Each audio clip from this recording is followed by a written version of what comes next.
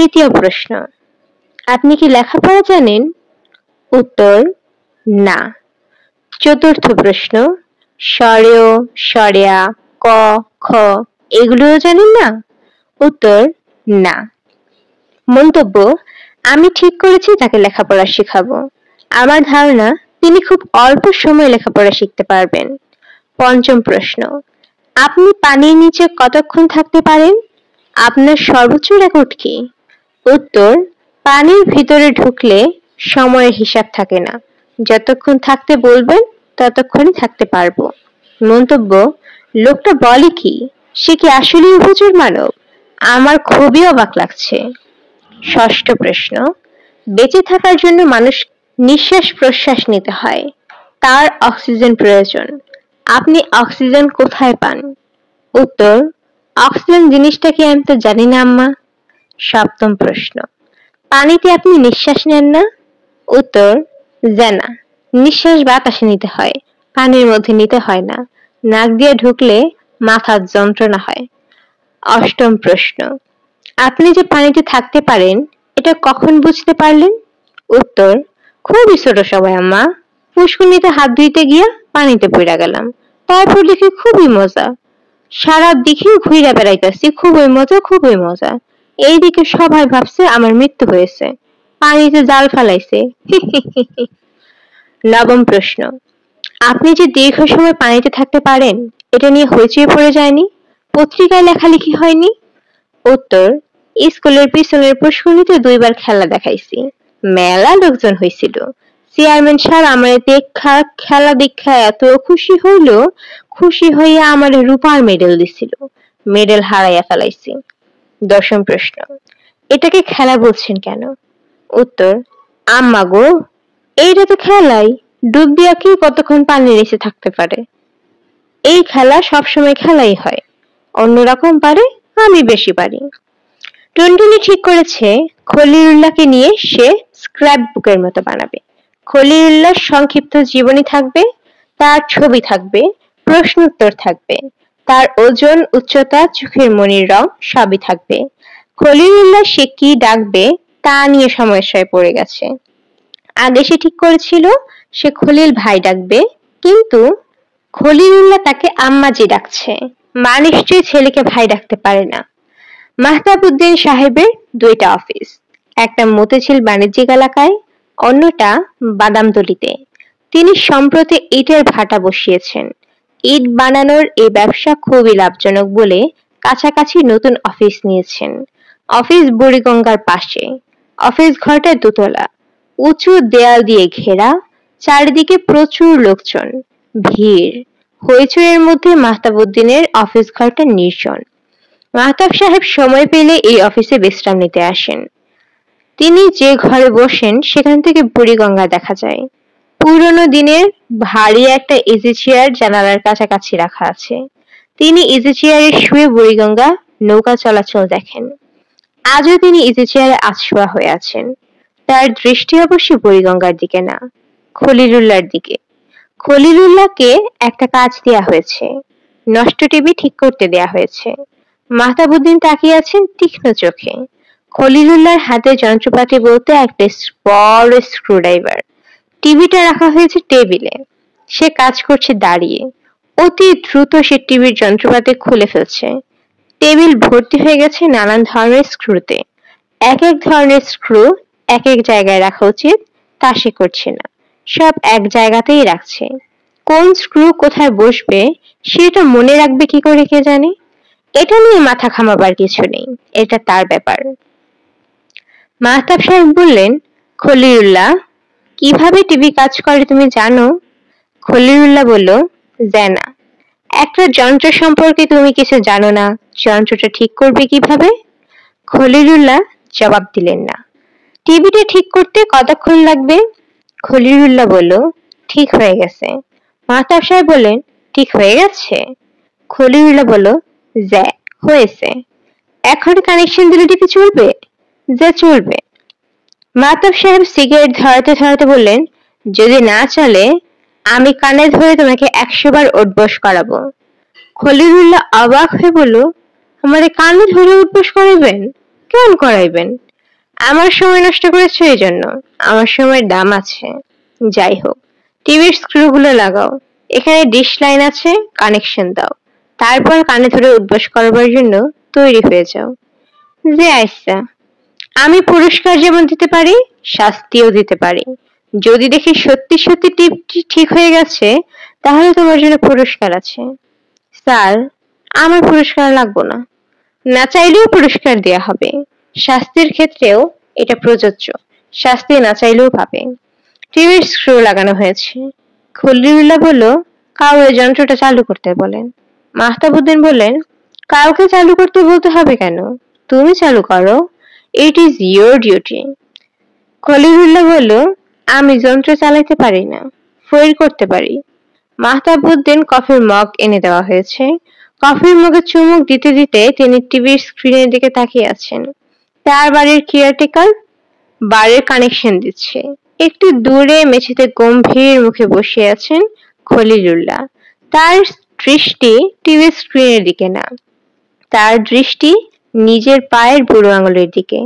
সে এখনো তার আঙুল নাচাচ্ছে। টিভি পর্দায় সুন্দর ছবি আসছে, শব্দ আসছে। বারে কৌতূহলী হয়ে টিভির পর্দার দিকে তাকিয়ে আছে। মাহতাবুদ্দিন তাকিয়ে আছেন খলিলুল্লাহর দিকে। যে নষ্ট টিভি ঠিক করেছে তার তো অন্তত একবার হলেও টিভির দিকে তাকানো উচিত। সে তাকাচ্ছে না। সে মুগ্ধ হয়ে নিজের বুড়ো আঙুলের দিকেই তাকিয়ে আছে।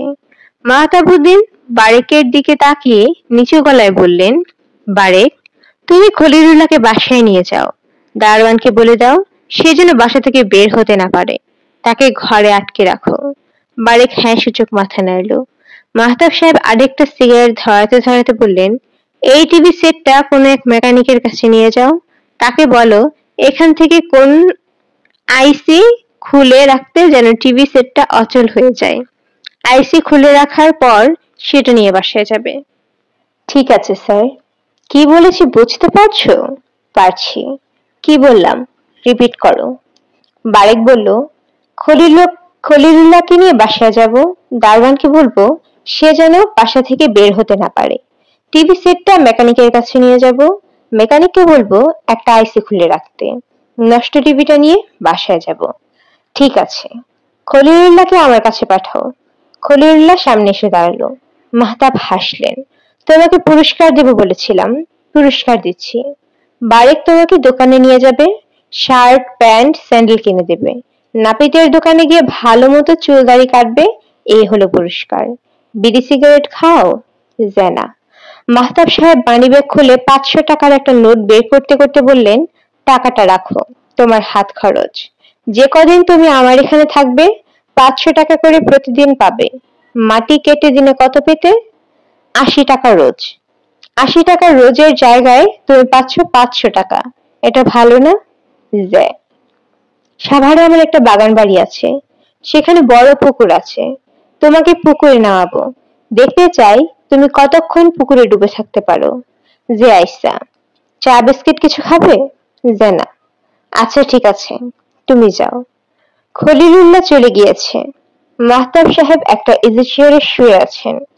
অফিসের প্রচুর কাজ জমে আছে, কাজ করতে ইচ্ছা করছে না। মাথার ভেতর খলিলুল্লাহর ব্যাপারটা ঘুরপাক খাচ্ছে। ইলেকট্রনিক্স এর কিছুই জানে না এমন লোক ইলেকট্রনিক্স এর যন্ত্রপাতি ঠিক করে ফেলবে, এটা হতে পারে না। অক্সিজেন মাস্ক ছাড়া একটা মানুষ পানির নিচে শুয়ে থাকবে, এটা হতে পারে না। প্রকৃতি মানুষকে সেভাবে বানায়নি। খলিলুল্লাহ মানুষ না, অন্য কিছু। সে অন্য কিছুটা কি? মানুষ তার সমাজে মানুষ রূপে অন্য কিছু পছন্দ করে না। এমনকি পাগলদেরও তারা চিকিৎসার নামে আলাদা করে সরিয়ে রাখে। খলিলুল্লাহ যদি সেরকম অন্য কিছু হয়, তাকেও আলাদা করে সরিয়ে রাখতে হবে। মানুষের সমাজে তাকে থাকতে দেওয়াটা বিরাট বোকামি হবে। এত বড় বোকামি আর যে করুক তিনি করতে পারেন না। খলিলুল্লাহর ব্যাপারটা কারোর সঙ্গে আলাপ করতে পারলে ভালো হতো। এমন কেউ যে সমস্যার গুরুত্ব বুঝতে পারবে। বেশিরভাগ মানুষ শুরুতেই সমস্যার গুরুত্ব বুঝতে পারে না। যখন বুঝতে পারে তখন আর সমস্যা হাতের মুঠোয় থাকে না, হাতের মুঠো থেকে বের হয়ে যায়। মাহতাব সাহেব মোবাইল টেলিফোন হাতে নিলেন। জালালের সঙ্গে কথা বলবেন। তার টেলিফোন নাম্বার মনে নেই, তবে জোগাড় করতে সমস্যা হবে না। জালাল খাঁ তার কলেজ জীবনের বন্ধু, বই পড়া তার জীবনের একমাত্র ব্রত। তার সকাল শুরু হয় হাতে একটা বই নিয়ে, রাতে যখন ঘুমোতে যায় তখনও হাতে বই থাকে। চাকরি বাকরি নিলে পড়াশোনার সময় কমে যাবে এই যুক্তিতে সে চাকরি নিল না। অবশ্যই যে পরিমাণ টাকা পয়সা তার বাবা মা তার জন্য রেখে গিয়েছেন তাতে জালাল খাঁর পরের 3 পুরুষেও কিছুই করতে হবে না। এখানেও শুভঙ্করের ফাঁকে জালাল বিয়েই করেনি। তার টেলিফোনের নাম্বার পাওয়া গেল না।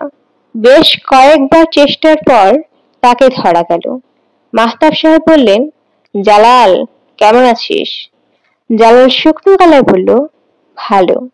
মাহতাব সাহেব বললেন, কি করছিস? পড়ছি।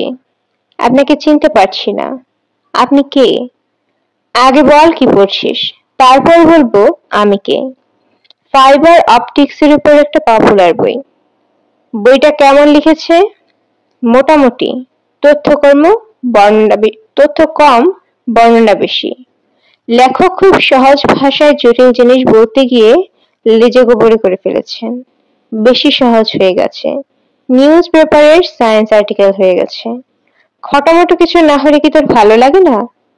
তা না, আমি আপনাকে এখনো চিনতে পারছি না, দয়া করে নামটা বলুন। মাহতাব। জালাল খাঁ স্বস্তির নিঃশ্বাস ফেলে বললেন, ও আচ্ছা তুই। টুনটুনি কেমন আছে? ও আমাকে একটা জটিল প্রশ্ন করেছিল, আমি তাকে বলেছিলাম বই দেখে প্রশ্নের উত্তর দেব। বাসায় এসে প্রশ্নটাই ভুলে গেছি। টুনটুনিকে জিজ্ঞেস করতে প্রশ্নটা কি? তাকে জিজ্ঞেস করতে পারবো না, সে আশেপাশে নেই। আমি অফিস থেকে টেলিফোন করেছি। তুই কি আজ সন্ধ্যায় আবার বাসায় আসতে পারবি? কেন? অদ্ভুত এক হিউম্যান স্পেসিমেন দেখবি। সব হিউম্যান স্পেসিমেনই তো অদ্ভুত, এই একটু বেশি অদ্ভুত। সে নষ্ট কলকবজা ফইর করতে পারে। মানে কি? সে যে কোনো ইলেকট্রনিক্সের জিনিস ঠিক করতে পারে। সে তাহলে ভালো একজন ইলেকট্রিক্যাল ইঞ্জিনিয়ার। এতে অদ্ভুতের কি আছে? তার কোনো ডিগ্রি নেই, এটাও কোনো ব্যাপার না। নিজে নিজে পড়াশোনা করে মানুষ অনেক দূর উঠতে পারে। সে পড়াশোনাও জানে না। অনেক ভালো মিস্ত্রি আছে যারা পড়াশোনা জানেন না। জালাল শোন, আমি যার কথা বলছি সে মাটি কাটা শ্রমিক। তার হাতে যে কোনো ধরনের জটিল যন্ত্র দিলে সে কিভাবে কিভাবে সেটা ঠিক করে ফেলে। শোনা কথা না, আমার নিজের দেখা। তার কোনো পূর্ব অভিজ্ঞতা নেই। সে কোনো ওস্তাদের সঙ্গে কখনো অ্যাসিস্ট্যান্ট হিসেবে কাজ করেনি। তার কোনো অ্যামিটার ভোল্ট মিটার নেই। সে কাজ করে তার 2 হাত দিয়ে। তা কি করে হবে? আমিও তাই বলছি, তা কি করে হবে? কিন্তু হচ্ছে। সমস্যাটা এখানেই। তোর সামনে আমি পরীক্ষাটা করতে চাই।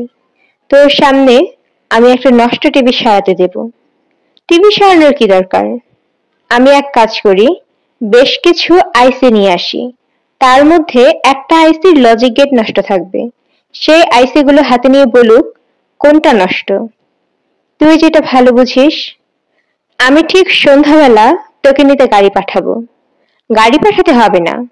অবশ্যই পাঠাতে হবে। গাড়ি না পাঠালে তুই ভুলে যাবি। মাহতাব সাহেব ইজি চেয়ার ছেড়ে টেবিলের কাছে চলে এলেন। হাবিবুর রহমানকে আরেকটা চিঠি পাঠাতে হবে। আজ দিনে দিনে লোক মারফত চিঠি পাঠিয়ে দিতে হবে। যে চিঠি নিয়ে যাবে সেই চিঠির উত্তর নিয়ে ফেরত আসবে।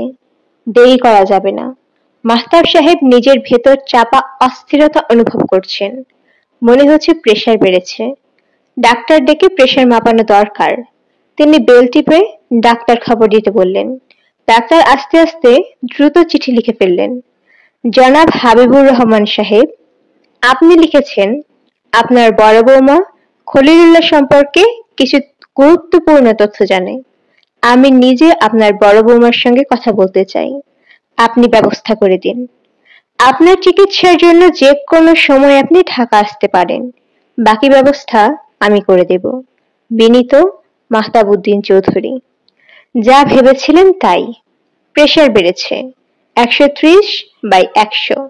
ডাক্তার সাহেব বললেন, আপনি কি কোনো কিছু নিয়ে দুশ্চিন্তা করছেন? মাহতাব সাহেব বললেন, না। রিল্যাক্সেন্ট ট্যাবলেট খেয়ে রেস্ট নিন। মাহতাব সাহেব বিরক্ত গলায় বললেন, আমি রেস্টেই আছি।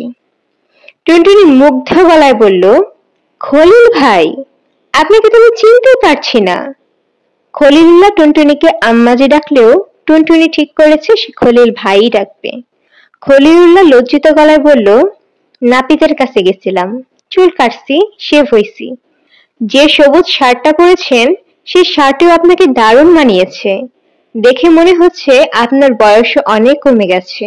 এখন আপনাকে দেখে কেউ বলবে না যে আপনি একজন মাটি কাটক। আপনাকে দেখে মনে হচ্ছে আপনি ইউনিভার্সিটিতে পড়েন। খলিলুল্লাহ মাথা নিচু করে হাসলো। টুনটুনি বলল, আপনাকে এখন আর খলিলুল্লাহ নামে মানাচ্ছে না। আপনার জন্য একটা নতুন নাম বের করতে হবে। কি নাম? চিন্তা করছি।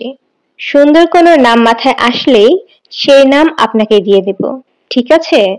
ঠিক আছে আম্মাজি। দুইটা নাম এই মুহূর্তে আমার মাথায় আসছে। দুটা নামের শুরুই অ, স্বরে অ দিয়ে। একটা হলো অরণ্য, আরেকটা হলো অমিয়। এর মধ্যে আপনার কোনটা পছন্দ? আম্মাজি, আপনার যেটা পছন্দ আমারও সেটাই পছন্দ। আমার পছন্দ অরণ্য। এখন থেকে আপনার নাম খলিলুল্লাহ না, এখন থেকে আপনার নাম হচ্ছে অরণ্য। জি আইসা। অরণ্য নামের মানে জানেন? জানা। অরণ্য নামের অর্থ হলো বন, জঙ্গল, ফরেস্ট। আর অমিয় নামের অর্থ হলো সুধা। বরিশে অমিয় ধারা, সুধা বর্ষণ হচ্ছে। কি বলছি কিছু বুঝতে পারছেন? জানা।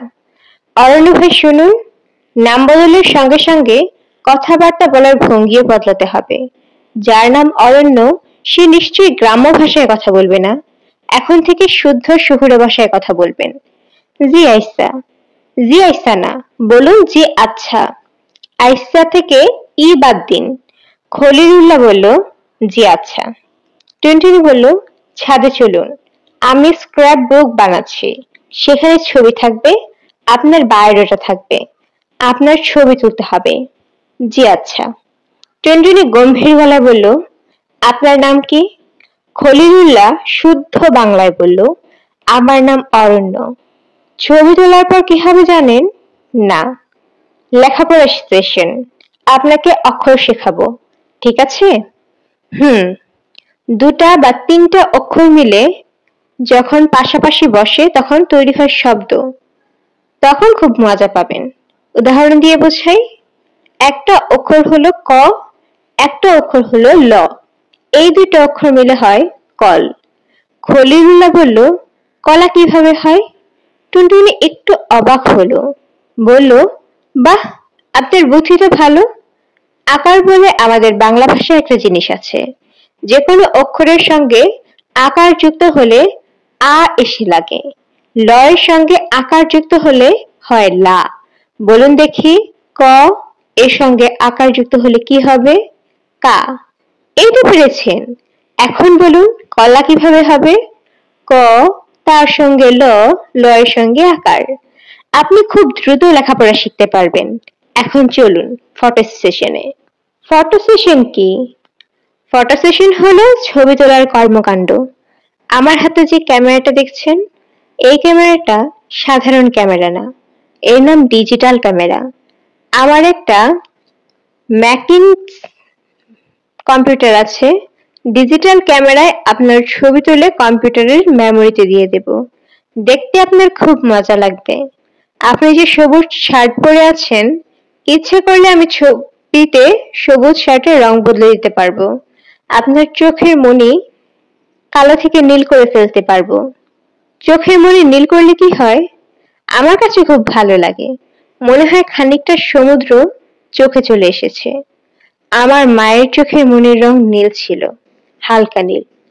খলিলুল্লাহ ছবি তোলার জন্য সুইমিং পুলের পাশে চেয়ারে বসেছে। টুনটুনির চোখের সামনে ক্যামেরা ধরেছে, অটোফোকাস ক্যামেরা।